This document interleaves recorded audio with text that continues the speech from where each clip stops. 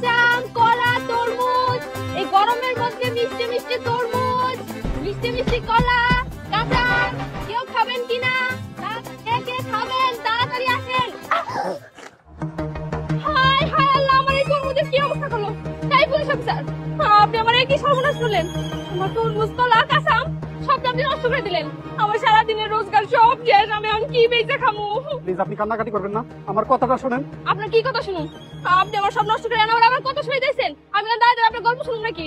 আপনারা police officer খুব খারাপ, আমি দেখছি টিভিতে মেলা নিউজ হয়। আপনারা সাধারণ মানুষের কাছ থেকে কত ঘুষ টুস খান। আমরা তো সাধারণ হকারি করে বেড়াই, তাতেও কি আপনাকে শান্তি হয় না?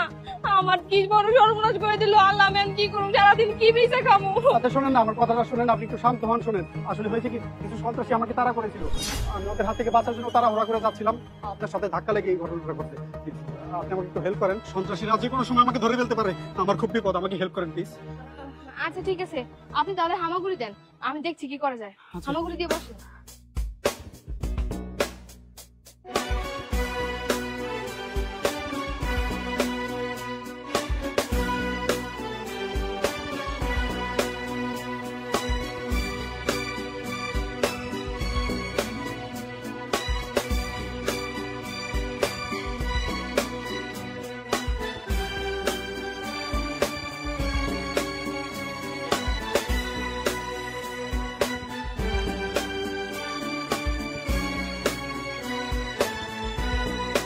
কাঁচা আম, কলা, তরমুজ, কে কে খাবেন? আসেন, খায় যান গরমের মধ্যে। দূর মিয়া, আপনারা আপনাকে নিজেকে কাম নিজেরা করেন, আমার জ্বালেন না।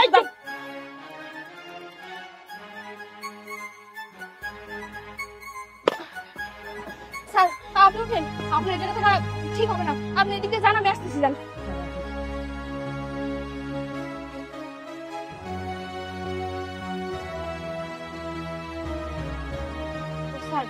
এবার আপনি কোন প্রফেসর কে তারা করতেছিল? আমি তো কিছুই বুঝলাম না। আসলে সন্ত্রাসীরা একটা বাচ্চা ছেলেকে কিডন্যাপ করেছিল, তারপর ওই দিন এই যে শোনো, আমি রুটি খাই, রুটি খাও খাও খাও খাও খাও।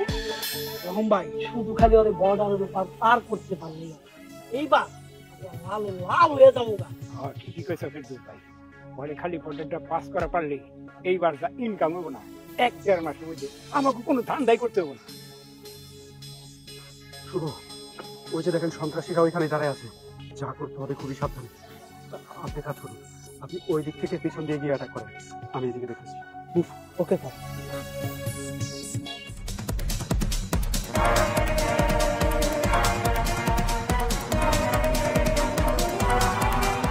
কিছুর জন্য ভোট হলাম না। শুভ, বাচ্চাটাকে নেন, এটা ওদের এরিয়া, যে কোনো সময় অ্যাটাক করতে পারে, এখানে থাকা ধরুন। চলেন।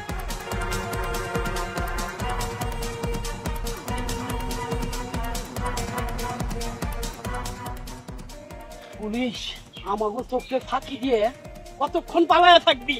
বড় ভাই, ওই পুলিশ অফিসারে আবার যদি আমাকে এলাকায় পাই, ওরে ধরবার পারলে ওরে একবারে শেষ করে ফেলাম। হ্যাঁ ফেরদৌস ভাই, তুমি ঠিক কথা কইছো। এই নাজমুল পুলিশ এই থানায় যতদিন আছে ততদিন আমরা 2 নম্বরী ব্যবসা করা পারবো না। যেভাবেই হোক পরে এই দুনিয়া থেকে সরাই দিতে হইব। চলো যাই, চলো ওই দিকটা দেখি, চলো। ও স্যার, আমি আসলে না বুঝি আপনার সাথে অনেক খারাপ ব্যবহার করে ফেলছি। বুঝেনি তো, হকারি করে খাই, সারাদিন এতটুকুই আয় রোজগার, ওইটুকু যদি নষ্ট হয়ে যায় মাথা তো গরম একটু হইবই। গরিব মানুষ, মাফ করে দিন স্যার, আমার ভুল হয়ে গেছে। না না ঠিক আছে, আপনাকে ক্ষমা চাইতে হবে না, আসলে আপনার কোনো দোষ নেই। আর আপনার জায়গায় যদি আমি থাকতাম, হয়তো আমিও আপনাকে একই কথা বলতাম।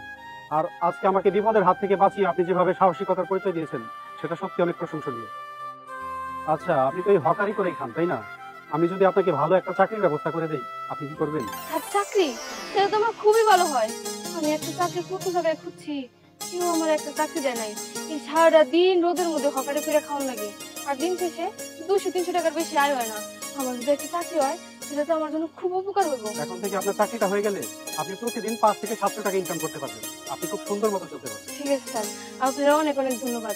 আর স্যার কিছু মনে করেন না। আচ্ছা শুনুন, আপনি কার্ডটা রাখুন, আপনি ঠিকানায় গিয়ে যোগাযোগ করবেন, আমি আপনার চাকরির ব্যাপারে বিস্তারিত সব বলে রাখবো। স্যার আপনার এই ঋণ আমি কেমনি শোধ করবো? ঠিক আছে স্যার, আমি এই জায়গায় যাই যোগাযোগ করবো। স্যার আমি আসতে চাই। আচ্ছা ঠিক আছে। স্যার আসসালামু আলাইকুম। ওয়ালাইকুম আসসালাম।